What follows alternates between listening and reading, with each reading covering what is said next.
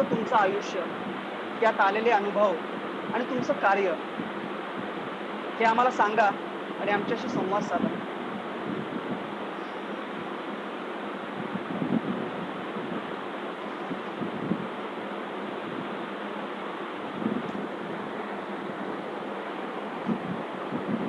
रमेश सांगळे सरांना मी विनंती करतो की त्यांनी त्यांचा मायक्रोफोन हा ऑन करावा.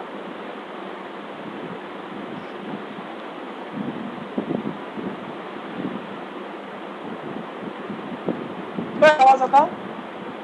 हो, येतोय येतोय.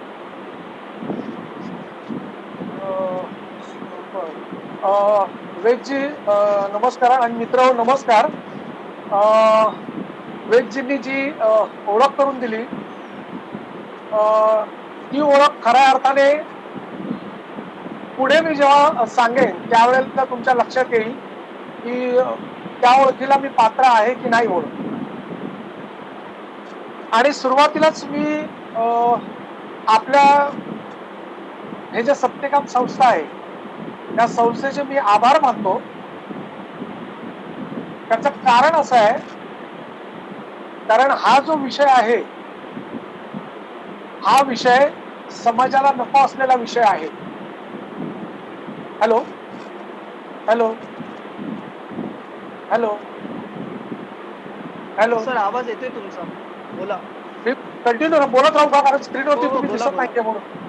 बोला बोला, सगळ्यांचे बरं मायक्रोफोन आणि कॅमेरे ऑफ आहेत, तुम्ही बोला. बरं बरं बरं सुरुवातीला मी तुमची जी संस्था आहे सत्यकाम त्यांचे आभार व्यक्त करतो. कारण आहे कारण हा जो विषय आहे हा समाजापुढे कोणी घेऊन यायला तयार होत नाही. तर मित्र, व्यसन व्यसन म्हणजे काय? तर व्यसनाची थोडक्यात मी जी व्याख्या केली आहे ती तुम्हाला सांगतो. व्यसन म्हणजे व्यवस्थित समाप्तीची नशा किंवा व्यवस्थित संपवणारी नशा म्हणजे व्यसन. आता व्यसन म्हटलं आपण की व्यसनाची सुरुवात लगेच होते का? तर नाही. तो व्यसनाला सुरुवातीला जेव्हा तो त्याच्याकडे आकर्षित होतो आहे की कोणतंही व्यसन असेल तर ते व्यसन सोडून देण्यासाठी उपाय काय आहेत आणि ते व्यसन सोडण्यासाठीची पहिली पायरी कुठली ठरू शकते? चांगला प्रश्न आहे की व्यसन जे आहे त्याच्यामध्ये मी थोडक्यात सांगतो म्हणजे डिटेलमध्ये मी हो शिरत हो नाही. पण हो हो. व्यसन किंवा व्यसनी व्यसनी कोणाला म्हणतो आपण की जो त्याच्या आहारी जाईल तो व्यसनी.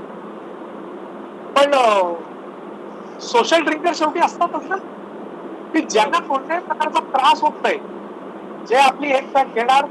म्हणजे थोडक्यात सांगतो की जो माणूस स्वतःच्या हातानं दारूच्या बाटलीचा बूच उघडू शकतो आणि स्वतःच्या हातानं दारूच्या बाटलीचा बूच बंद करू शकतो तो माणूस व्यसन करू शकतो.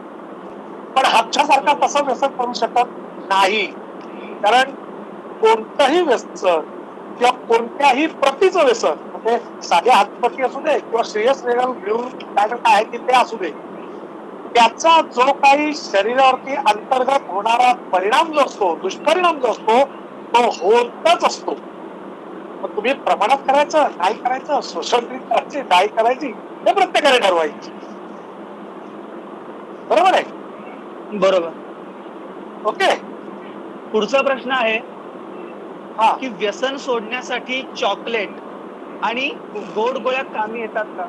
त्याबद्दल काय सांगाल तुम्ही? चुकीचं आहे. बहुतेक हे लोक आहेत ना हे जे चॉकलेट्स किंवा गोड गोळ्या किंवा बडीशेप वगैरे ना हे सिगरेट पिणारे, दारू पिणारे, स्वतःचा स्मेल स्वतःचा जो स्वाद किंवा जो तोंडातून पडणारा वास आहे, दुर्गंधी आहे, ती इतरांना जाऊ नये म्हणून ते घेतात असा त्यांचा समज असतो. पण तुम्ही काहीही खा, काहीही करा, शरीरातून बाहेर टाकली जाणारी जी दुर्गंधी आहे जी तोंडावाटे ती दुर्गंधी बाहेर जातेच जाते. त्याचे कुठलेही उपाय ओके. त्याच्यावरती नाही. तर ते काय करतात खरं तर या पदार्थांचा गुणधर्म म्हणजे काय तर रक्तामार्फत हे पदार्थ मेंदूपर्यंत पोहोचतात. मेंदूच्या रासायनिक क्रियांवरती हे नियंत्रण मिळवतात आणि मग ती व्यक्ती सवयीचा गुलाम होते, आपलं स्वतःचं ऐच्छिक नियंत्रण संपुष्टात येते आणि त्याच आपण सवय म्हणजेच व्यसन म्हणतो. आता व्यसनाचे प्रकार जर आपण पाहिलं तर त्याचे 2 प्रकार आहेत मुख्यतः. आता साधी व्यसन जर पकडली आपण तर त्याच्यामध्ये मग जुगार आलं, अन्न लालसा आली, सेक्स संबंधी साहित्य आलं, टीव्ही, मोबाईल, इंटरनेट, वाचन, लेखन, संगीत, इतकंच काय मित्रांनो, चहा आणि शीतपेय म्हणजे कोल्ड ड्रिंक्स ही सुद्धा व्यसनं आहेत. आणि विशेष व्यसन म्हणजे काय की जी आपल्या सर्वांच्या परिचित आहेत. म्हणजे तंबाखू, विडी, सिगारेट, मशेरी, दारू, चरस, गांजा, भांग, मॅफेड्रॉन, हिरोईन असे बरेच प्रकार त्याच्यामध्ये आहेत. अहो मित्रांनो, एवढंच काय, ज्या वेळेला आम्ही शाळेमध्ये वगैरे जातोय तर बालवयातली जी मुलं आहेत म्हणजे 7वी-8वी पासूनची जी मुलं आहेत आम्हाला जी सापडत आहेत, या मुलांमध्ये चरस, गांजा, खोकल्याचे सिरप आणि व्हाईटनर हे प्रकार यांच्यामध्ये आम्हाला आढळत आहेत. आणि मग या मुलांना त्यातून बाहेर काढण्यासाठी खूपच प्रयत्न करावे लागतात. आता व्यसनाची कारणं जर विचारली ना तर सगळ्यात महत्वाचं कारण असं म्हणतात सगळेजण, किंवा आता घरातले पालक सुद्धा तेच म्हणतात, वाईट मित्रांची संगत किंवा विपुल प्रमाणात मिळणारा पॉकेट मनी किंवा एखादा न्यूनगंड किंवा एकलकोंडेपणा किंवा स्वतःचा कमकुवतपणा किंवा कमकुवतपणाची वृत्ती किंवा एखादी साहसी वृत्ती किंवा एखादा फाजील आत्मविश्वास, नाहीतर मग पुढे जाऊन पालकांची एकदम भयंकर किंवा कडवी शिस्त किंवा पालकांनी आपल्या पाल्याला प्रमाणापेक्षा जास्त दिलेलं स्वातंत्र्य किंवा पालकांच्या प्रेमाला वंचित राहिलेला एखादा पाल्य किंवा प्रेमभंग झालेला, फॅशन म्हणून केलेला, सामाजिक प्रतिष्ठा पाहिजे म्हणून केलेला किंवा कामाचा ताण किंवा कुटुंबाचे भांडण वगैरे वगैरे असे सगळी ती कारण असतात. मी थोडक्यात विचारतो, जो तुमच्यासाठी जिव्हाळ्याचा आहे, थोडासा भावनिक आहे. हो, व्यसनमुक्त आयुष्य जगायला सुरुवात केल्यानंतर ते आतापर्यंत आज बोलताना कोणती अशी एखादी अविस्मरणीय आठवण, एखादा क्षण आज सांगावासा वाटतो? निश्चित मी म्हणजे कुठलीही गोष्ट मी लपून ठेवली नाही, की मला जे बोलायचं वाटलं ना ते मी बोललो. पण खरोखर सांगतो की थोडंसं भावनिक व्हायला होतं. कसं असतं माहितीये का की व्यसनी झाल्याशिवाय व्यसनमुक्तता काय नाही हे समजूच शकत. बरोबर. पण यासाठी कृपया व्यसनी होऊ नका. म्हणून मी तुम्हाला सुरुवातीलाच म्हणालो होतो की तुलना कोणाशी करू नका. आले की लक्षात? आता मी हे जे काही आहे ना ते काही घडामोडी आपोआप घडल्या जातात. परमेश्वर तुमच्या सोबत असतो हे मी नेहमी सांगत आलो की मुलीचं लग्न ज्या वेळेला माझं ठरलं ना त्यावेळेला फारशी आपल्याला माहिती आहे की मुलीचं वर संशोधन करण्यासाठी बापाच्या पायाचे जोडे दिसतात. पण मला कुठेच जावं लागलं नाही आणि चालून माझ्या मुलीला घरी स्थळ आलं. ते स्थळ तिला पसंत झालं आणि ते तिच्या संसारात व्यवस्थित आहे. आणखीन एक आता तुम्ही थोडासा भावनिक प्रश्न मला विचारला म्हणून मी तुम्हाला सांगतो की वेदजी माझा मुलगा लहानपणापासून मतिमंद आहे. सरकारीमध्ये रिटायर झाल्यानंतर आणि एकच मुलगा आहे. पण मी ते कधी मला स्वतः धरून बसलो नाही किंवा कवटाळून बसलो नाही. माझा विश्वास त्या परमेश्वरावरती आहे की ज्यांनी मला व्यसनाचा मार्ग दाखवला त्यानेच मला व्यसनमुक्तीचाही मार्ग दाखवला. निमित्त ठरली माझी बायको, माझी कंपनी, माझे मित्रमंडळी सगळे. पण त्याचा फायदा मी माझ्या जीवनामध्ये घेतला, तो केला. पण परमेश्वर कृपेने असं आहे की त्याची सगळी स्वतःची कामं तो स्वतः करत होता, करतोय. पण ठीक आहे, आता 2-3 वर्षापासून तो अंथरुणीला खिळलेला आहे. पण माझी बायको म्हणा, मी म्हणा, तेवढ्याच उत्साहाने त्याचं आम्ही सगळं करतोय. आणि हे मानसिक बळ मला परमेश्वरच देतोय. आणि मी माझ्या या व्यसनमुक्तीच्या आयुष्यामध्ये सुखी आहे, आनंदी आहे असं म्हणणार नाही. पण मी माझ्या बायको सकट, माझ्या या मुलासकट, माझ्या मुली आणि जावयांसकट, माझ्या नातवांना मी या व्यसनमुक्तीच्या मार्गामध्ये समाधानी आहे. कारण समाधान आहे तर सर्व सुख आणि आनंद पाहायची लोक घेणार असं. बरोबर की नाही? बरोबर की तुमचं जे व्यसनाधीन आयुष्य होतं हो ते आणि तो जो बदल झाला आयुष्यात तुमच्या, मी म्हणलो तसं हो 360 अंशात हो तुमचं आयुष्य बदललं. तर तो बरोबर. प्रवास घडत असताना, तुम्ही हा व्यसनमुक्त होत असताना हा लोकांचा कसा दृष्टिकोन होता आणि त्यांचं सहकार्य तुम्हाला कसं मिळालं? चांगला चांगला प्रश्न आहे. एक तर मी यामध्ये असं सांगेल की परीस आपल्या सगळ्यांना माहिती आहे की ज्याच्या स्पर्शाने सोनं होत, बरोबर ना. हं, तर माझ्या जीवनामध्ये माझी बायको परीस ठरली की बरोबर. जिने या दगडाला परीस बनवलं. म्हणून मी आज कुठे गेल्यानंतर माझ्या बायकोचे जे पहिल्यांदा आभार मानतो ते त्याच करण्यासाठी, कारण तिच्यामुळे मी आज जिवंत आहे आणि परमेश्वराने दिलेलं हे बोनस जीवन मी जगतोय आणि ते इतरांसाठी जगतोय एवढंच मला म्हणायचंय. आणि पुढे जाऊन सॉरी पटकन डोक्यातून तो प्रश्न गेला. काय प्रश्न होता तो? सर प्रश्न असा होता, की या प्रवासामध्ये तुम्हाला कुणाकुणाचं सहकार्य लाभलं?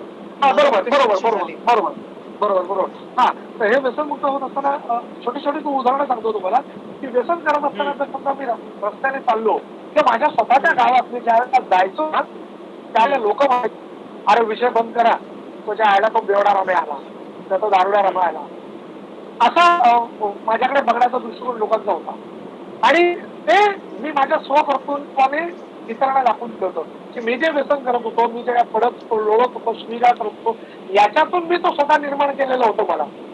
तर ज्या वेळेला मी व्यसनमुक्त झालो ना त्यावेळेलाच मनाशी मी असा स्वतःशी निश्चय केलेला होता की मी व्यसनापासून दूर झालोय, मी व्यसनमुक्त झालोय, हे मी इतर कोणालाही सांगणार नाही. की आपल्या तरी आई-वडिलांचं एखादं व्यसन सोडवण्यासाठी हा मुलांनी काय करावं? त्यांचं काय कर्तव्य असतं? कर्तव्य, ते जे प्रमाण आहे त्यांचं, ते व्यसनी आहेत की नाहीये पाल्य ठरवू शकतो का? आणि जर तुम्ही त्यांना ठरवलं असेल किंवा त्यांना जर तसं असं वाटत असेल की हो मी खरोखर माझे जे पालक आहेत ते व्यसनी आहेत, तर त्यांना याच्यातून बाहेर काढायचंय, तर त्यांनी तुमच्याकडून माझा नंबर घ्यावा. त्यांना मी जे पुढचं जे काही मार्गदर्शन असेल ते मार्गदर्शन निश्चित करेल. सर आता शेवटचे 2च प्रश्न आहेत. हा चालेल, हरकत अ, नाही, बोलायला. हां, फक्त काय होतंय माहिती का वेदजी, हां. म्हणजे आता माझा पहिलाच प्रयोग आहे.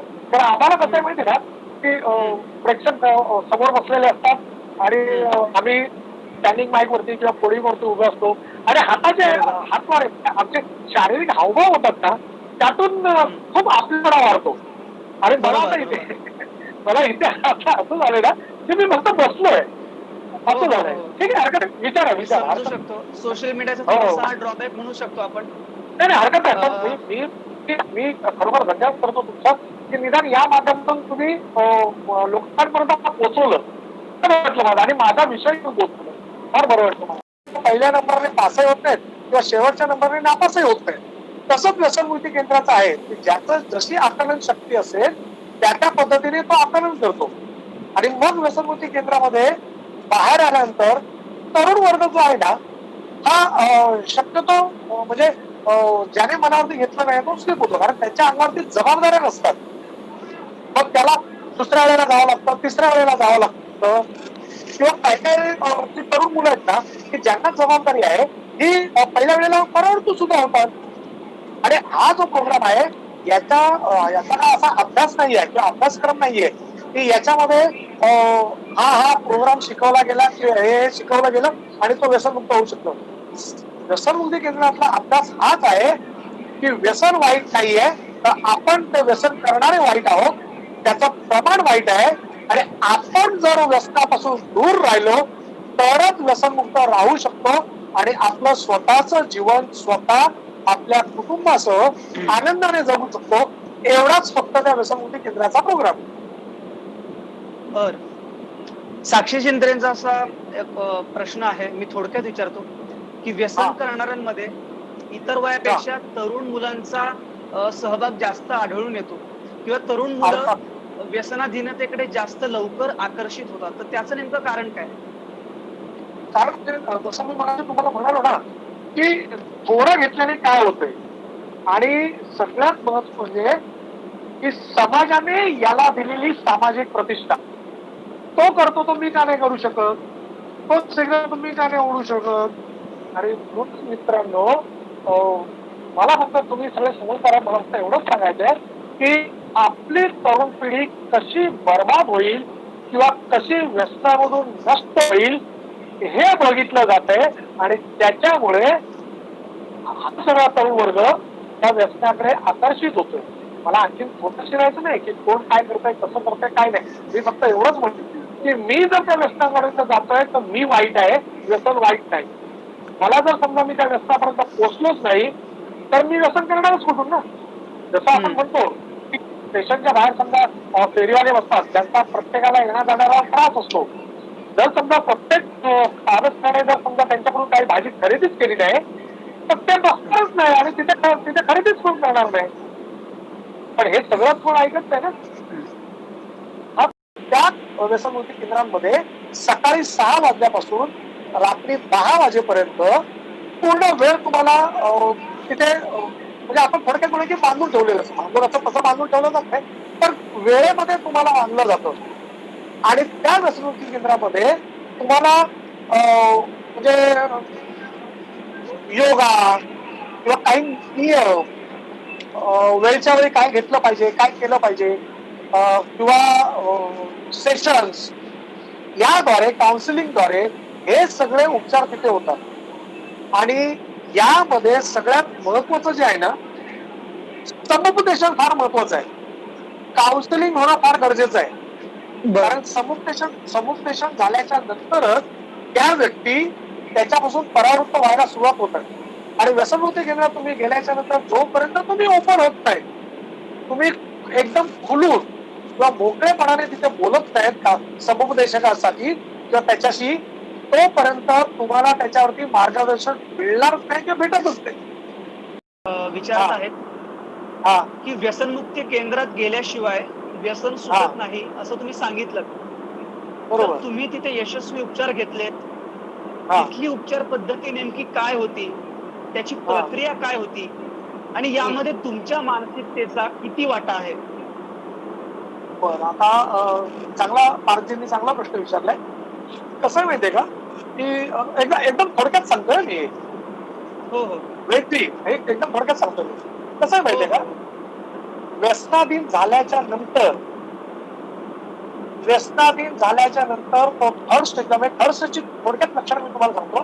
त्याला झोप लागत नाही, त्याला आभास निर्माण होतात, तो रात्री बेरात्री उठतो, धावत सुटतो, मला कोणतरी मारायला आलंय असं बघतो, किंवा मी बायकोचा खून करून टाकेन, किंवा मी स्वतः आत्महत्या करेन, किंवा रात्री अपरात्री उठायचं, फ्रीज मधलं थंडगार पाणी प्यायचं, ही जी लक्षणं ज्याच्यामध्ये दिसतात ती व्यक्ती थर्ड स्टेजला असते. की ज्याला हा व्यसनाचा प्रॉब्लेम आहे, की ज्याला या व्यसनातून बाहेर पडायचंय, तर कृपया पारजींकडे, वेदजींकडे माझा संपर्क क्रमांक आहे. तुम्ही कृपया मला संपर्क करा. फक्त या कार्यक्रमाचा मला संदर्भ द्या, म्हणजे मला ते समजेल. मित्र, जाता जाता फक्त एवढंच सांगतोय की टीव्हीवरती मला वाटतं सोनी चॅनलवरती क्राईम पेट्रोल नावाची एक मालिका चालते.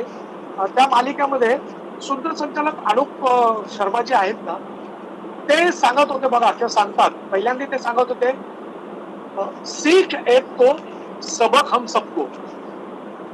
पण आता सांगतायत मकसद बताना नाही बचाना आहे.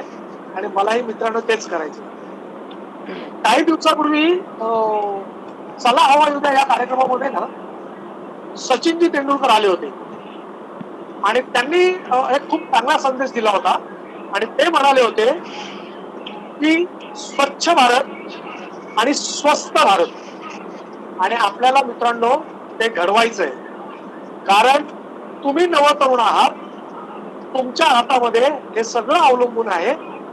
तुम्ही जर पुढाकार घेतला तर निश्चितपणे आपण महाराष्ट्र, आपण भारत व्यसनापासून परावृत्त करू शकतो. निश्चित व्यसन बंद होणार नाहीत, कारण त्याच्यातून जे काय मिळतं ते सरकारला मिळतं, मिळू द्या, कारण विकास आपल्याला हवाच आहे. पण आपण व्यसनाधीन होणार नाही एवढी फक्त काळजी जर आपण घेतली तर मला वाटतं माझ्या आजच्या जे काय मी अनुभव सांगितले त्याचं सार्थक झालं असं मी समजेन. मला हजारामधून एक व्यक्ती जरी त्याच्यातून परावृत्त झाली तर त्याच्याशी संबंधित असं 10 जणांचं एक कुटुंब मी वाचू शकलो. आणि ते जे काही मला मिळेल आणि ते जे मिळेल ते समाधान माझं असेल आणि ते माझ्या बायका मुलांसाठी मला उपयोगी येईल. या जिद्दीने कामाला लागलो, कार्य सुरू केलं आणि पुढे ते कार्य असं वाढत वाढत गेलं की आज अभिमान वाटतो. वक्त सबको मिलता है जिंदगी बदलने के लिए, वक्त सबको मिलता है जिंदगी बदलने के लिए, लेकिन जिंदगी दोबारा नहीं मिलती वक्त बदलने के लिए. एवढं फक्त तुम्हाला सांगतो वा वा वा आणि थांबतो मित्रांनो. धन्यवाद. वा वा. सर खरंच तुमचा हा जो प्रवास होता एकूणच तो अत्यंत प्रेरणादायी होता आणि तितकाच कौतुकास्पदही. कारण तुमचं जे व्यसनाधीनतेचं पूर्वायुष्य होतं त्यातल्या ज्या काही हो कटू आठवणी असतील, अनुभव असतील, अगदी हो तुमच्या मुलाबाळांचे जे हाल झाले किंवा तुमच्या मनात बरोबर. आलेला आत्महत्येचा विचार, हे सगळं तुम्ही आज आमच्या समोर मांडलं. आणि मला एक बरोबर. विशेष गोष्ट अशी वाटते की हा. एक व्यसनाधीन असणारा माणूस हो लोकांसमोर येतो आणि कुठलाही आडपडदा न ठेवता तितक्याच मोकळेपणाने आणि निर्भीडपणे आपण व्यसनाधीन होतो हे कबूल करतो आणि आपला हो पुढचा धन्यवाद. बदललेला प्रवासही तितक्याच विनम्रपणे मांडतो. आणि यामुळे आम्ही कौतुक करतो खूप तुमचं. मला प्रेक्षकांना हे सांगायचं आहे आवर्जून की सरांचं जे आयुष्य आहे, सरांचा जो प्रवास आहे, तो अक्षरशः 360 डिग्री कोनामध्ये बदलला. एक व्यसनाधीन माणूस, व्यसन करणारा माणूस, ते व्यसनमुक्तीसाठी काम करणाऱ्या मुंबईतील मिरॅकल फाउंडेशन या नामवंत संस्थेचे पदाधिकारी, समन्वयक. हा प्रवास खरंच दिव्य आणि प्रेरणादायी म्हणावा लागेल. आणि इतकंच करून सर थांबले नाहीत, तर आपण स्वतः व्यसनमुक्त झाल्यानंतर आपले जे काही बांधव आहेत, व्यसनाधीन बांधव, त्यांना व्यसनमुक्त कसं करता येईल, त्यासाठी जनजागृती कशी करता येईल, यासाठी सर गेले 29 वर्ष काम करतायत. आणि आमच्या संस्थेच्या वतीने मी त्यांचं खूप खूप कौतुक करतो.